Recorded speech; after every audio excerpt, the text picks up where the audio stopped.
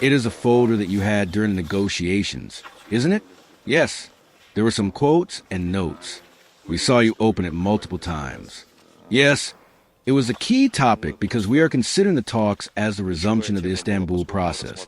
So it was important to reiterate what we agreed on in Gomel back at the end of February 2022, and how all this would have ended had Ukraine agreed to peace at the end of February.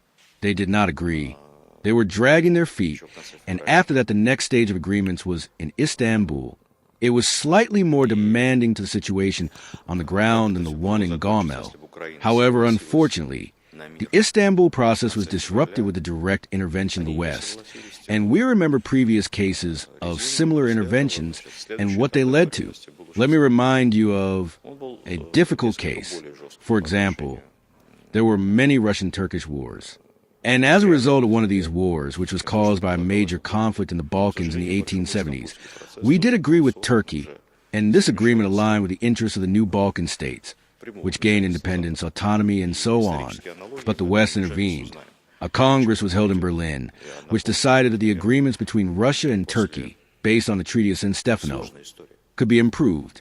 What did the West's improvement of the bilateral agreements lead to?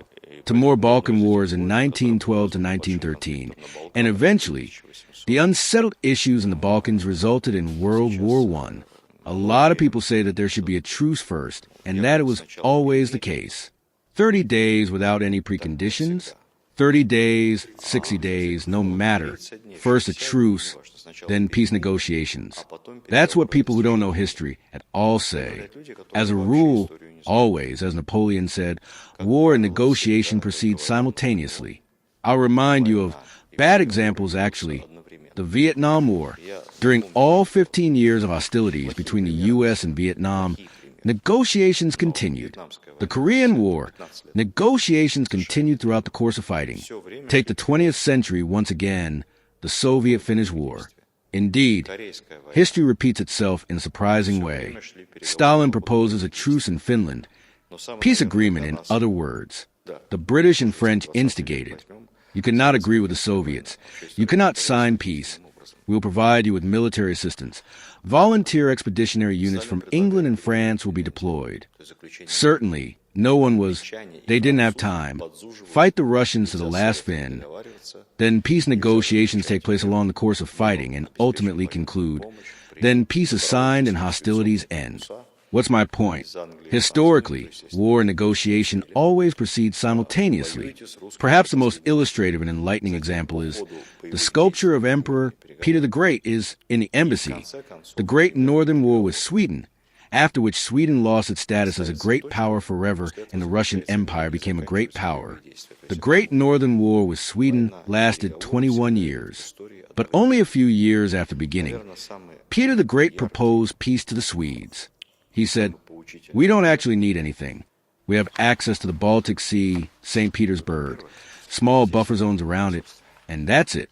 Historically, these are Russian lands, because the entire Leningrad region, most of Karelia, these are all lands that were once under the jurisdiction of the Novgorod Republic and were taken by Sweden piece by piece during the rule of Ivan the Terrible. We know that all these are our native lands, but we don't even ask them back. We don't need much. Give us freedom and access to the sea. Russia cannot live without access to the sea. Give us St. Petersburg and its surroundings, and the war will be over. Security guarantees. What do the Swedes say? They said no, we will fight to the last Swede. Charles XII continues the crazy war, despite recurring peace offers from Peter the Great. However, an interesting fact, who do you think was backing Charles XII? England and France. They've been funding Sweden nonstop. Eventually, we agree to peace talks. And so, the Congress of Åland begins in 1718. Direct peace talks between Russia and Sweden begin on Åland and last for a long time. England and France insist. No negotiations, and it is better to negotiate via mediators, via us, as it's favorable for them when two major powers fight. As a result, these peace talks failed, and only in 1721, 21 years after the beginning of the war, Sweden nevertheless signed a peace agreement in Nystad. The Swedes lost not only St. Petersburg and its surroundings, but most of Karelia, the Leningrad region, the Baltic region, of course, St. Petersburg. But most importantly, Sweden lost its status as a great European power for good. If before the war the area of Sweden was 1 million square kilometers, equal to twice the size of France, and the Baltic Sea was the Swedish inner sea, then at the end of the Great Northern War it lost its lands in northern Germany, the Baltic region, and much more. And in the end, it would lose Finland as well.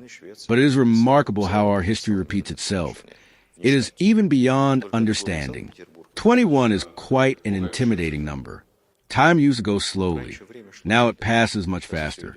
But you see, Otto von Bismarck, who served as ambassador to St. Petersburg for many years, was fluent in Russian, and in general sense and understood Russia, realized a common interest between Russia and Germany, said, "Never try to deceive the Russians or steal anything from them, because time will pass and Russians will always come for what's theirs sooner or later. The Russians will always come for what's theirs."